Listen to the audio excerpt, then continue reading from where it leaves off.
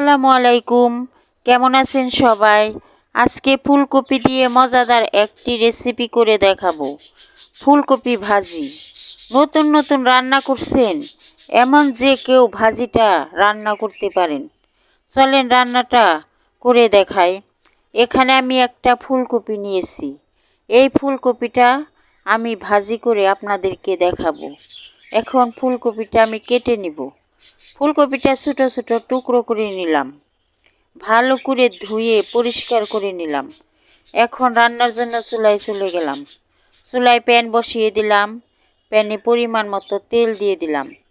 কেটে রাখা পেঁয়াজ কাঁচামরিচ তেলের মধ্যে দিয়ে দিলাম। পেঁয়াজটা এখন নেড়ে চেড়ে ভেজে নেব। পেঁয়াজটা আমি ভেজে নিলাম। এখন এর মধ্যে আমি আধা চামচ গোটা জিরা দিয়ে দিব।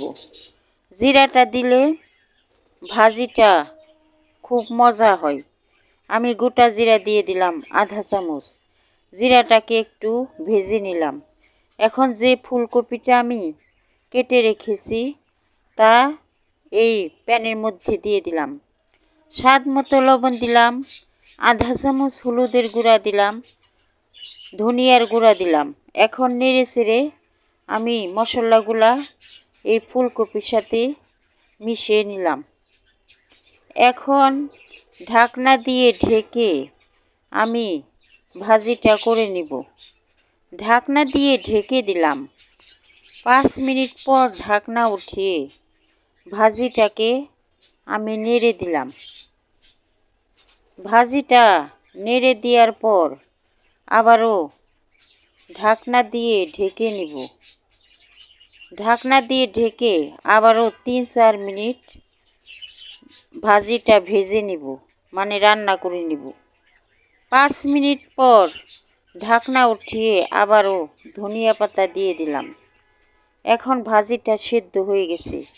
ধনিয়া পাতা দেওয়ার পর 3-4 মিনিট আরেকটু ভেজে নিব। 3-4 মিনিট ভেজে নেওয়ার পর ভাজিটাকে আমি চুলার থেকে নামিয়ে নিব।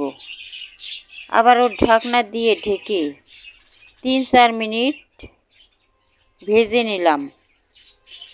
এখন ভাজিটাকে আমি একটু নেড়ে চুলার থেকে নামিয়ে নেব, মানে ভাজিটা আমার হয়ে গেছে।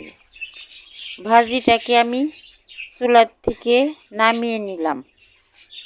একবার এইভাবে ফুলকপি ভাজি করে খেয়ে দেখেন। আশা করছি আপনাদেরও ভালো লাগবে।